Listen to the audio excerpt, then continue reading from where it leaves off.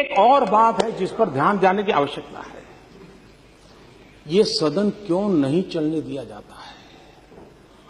इसलिए नहीं कि सरकार के प्रति रोष है, एक इंफीरियरिटी कॉम्प्लेक्स के कारण नहीं चलने दिया जाता,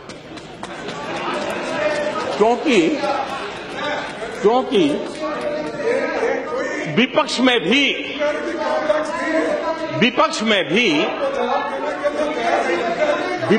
भी ऐसे होनहार सांसद है, ऐसे तेजस्वी सांसद है, और मैं मानता हूं उनको सुनना, उनके विचार अपने आप में एक बहुत बड़ी एसेट है। लेकिन अगर सदन चलेगा तो उनको बोलने का अवसर मिलेगा। अगर वो बोलेंगे तो बहुत उनकी जय जयकार होगी। तब हमारा क्या होगा, ये चिंता सता रही है। ये इंफीरियरिटी है कि विपक्ष के सामर्थ्यवान सांसद न बोल पाए, विपक्ष के सामर्थ्यवान सांसदों की प्रतिभा का परिचय देश को न हो। इसलिए ये सरकार को रोकने वाली बात तो अपनी जगह पे है, लेकिन विपक्ष में कोई ताकतवर बनना नहीं चाहिए, कोई होनहार दिखना नहीं चाहिए। इस इंफीरियरिटी कॉम्प्लेक्स का परिणाम है। इसलिए अब जैसे इस बार संसद चला तो मैंने देखा कितने तेजस्वी लोग हैं हमारे पास, कितने शानदार विचार रखते हैं जी। पिछले 2 सदन में उनका कोई लाभ ही नहीं मिला, और इसलिए ये मैं समझता हूं कि बहुत आवश्यक है। और मैं देख रहा हूं बहुत स्टडी करके आते हैं। हमारे विपक्ष के भी छोटे छोटे दल के सदस्य हैं, 4 मेंबर होंगे, 3 मेंबर होंगे, और कुछ लोग मनोरंजन भी करवाते हैं।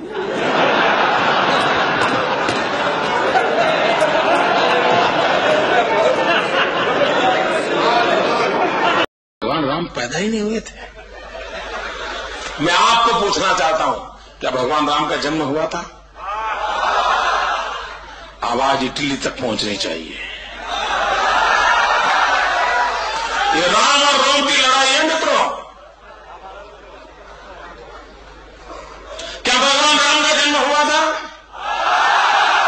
माता सीता का जन्म हुआ था। माता सीता और प्रभु राम की शादी हुई थी। माता सीता का अपहरण हुआ था। रावण उठा के ले गया था, लंका ले गया था। उसको ले जाने के लिए प्रभु राम गए थे, जाने के लिए पुल बनाया था। आपको मालूम है, उनको मालूम नहीं है।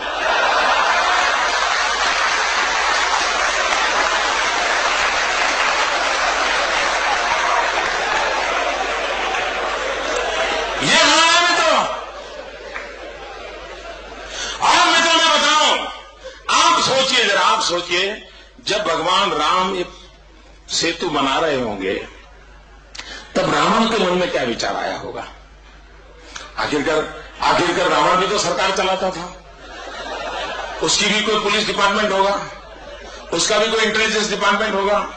वो police department, intelligence department Ravana को जानकारी देता होगा, भाई राम ने पत्थर इकट्ठे किए हैं, नर और नील जैसे बड़े बड़े इंजीनियर आ गए हैं साहब, ये वानर सेना आ गई है, सब ट्राइबल के लोग आ गए, और अब ब्रिज बनना शुरू। समाचार तो मिलते होंगे। तब रावण क्या सोचता होगा? रावण यही सोचता होगा, दिन रात यही सोचता होगा, ये पुल ना बने तो अच्छा। फिर भी पुल बना होगा तो सोचता होगा टूट जाए तो अच्छा। फिर भी बना होगा तो सोचता होगा जब राम उस पर जाते हो तब टूट जाए तो अच्छा। रावण की जो अच्छा अधूरी रह गई, वो पूरा करने का काम दिल्ली कर रही है। रावण की जो इच्छा अधूरी रही, उसको पूरा करने का काम दिल्ली कर रही है मित्रों।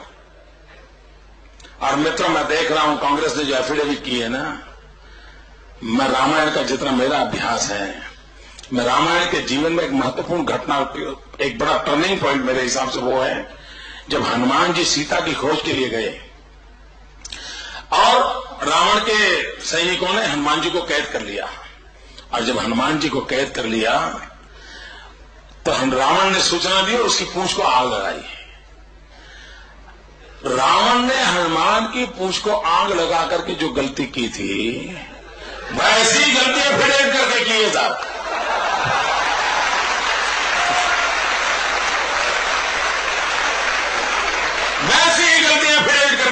मित्रों। और ये निर्लज लोग देखिए मित्रों, ये निर्लज लोग कह रहे हैं कि ये राम सेतु समुद्रम प्रोजेक्ट तो अटल जी की सरकार ने क्लियर किया था। मुझे बताइए, कभी हमने ये कहा है कि विकास के लिए सेतु नहीं बनना चाहिए? सबने कभी कहा है भाई? मैं तो आज भी कहता हूं बनना चाहिए। और मैं भारत सरकार को कहता हूं, अगर आपको समझ नहीं है तो गुजरात को कॉन्ट्रैक्ट दे दीजिए। ये भगवान राम का सेतु तोड़े बिना दूसरे 4 सेतु बन सकते हैं मित्रों। सेतु बनाने का कोई विरोध नहीं करता है।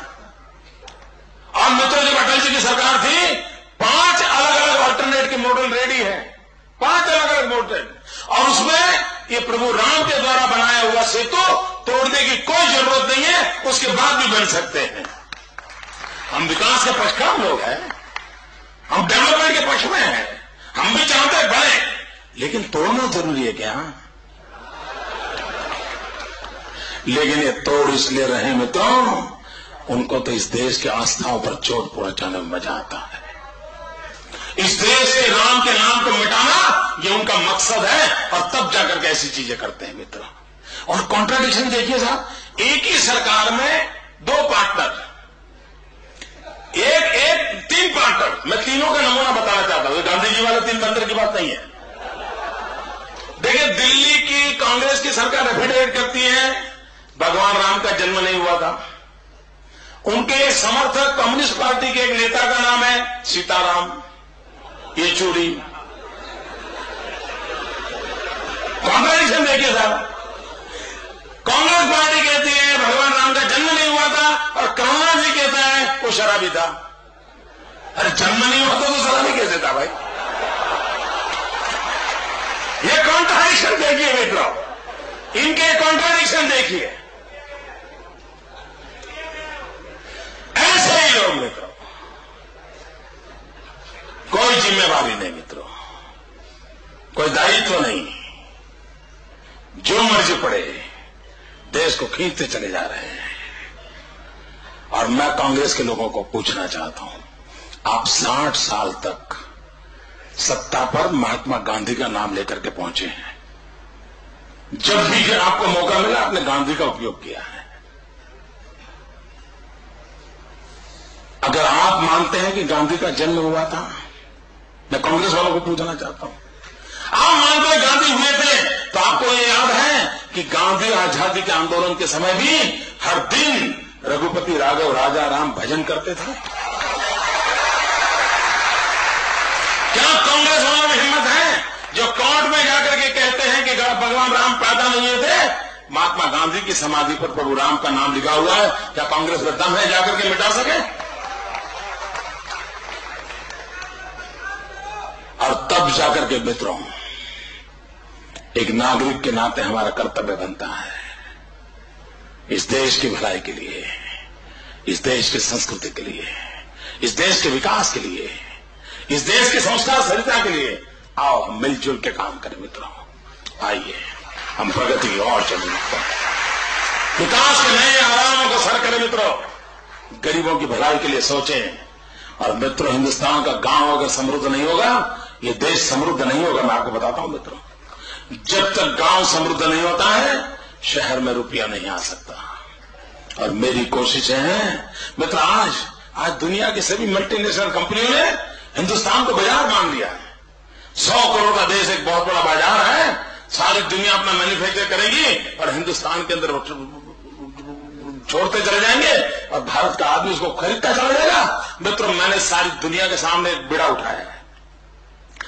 जो लोग हिंदुस्तान को बाजार मानते हैं, मैं गुजरात के गांव को बाजार नहीं बनने दूंगा, और मैं गुजरात के गांव को मैन्युफैक्चरिंग सेंटर बनाना चाहता हूं। ये मेरी ज्योतिग्राम योजना उत्पादन के केंद्र खड़े करने वाली है। और मित्रों, मैं वो दिन देखना चाहता हूं जब मेरे गुजरात के गांव से पैदा हुई चीजें दुनिया खरीदार बन जाए। मित्रों, मेरा गांव खरीदार नहीं बनेगा।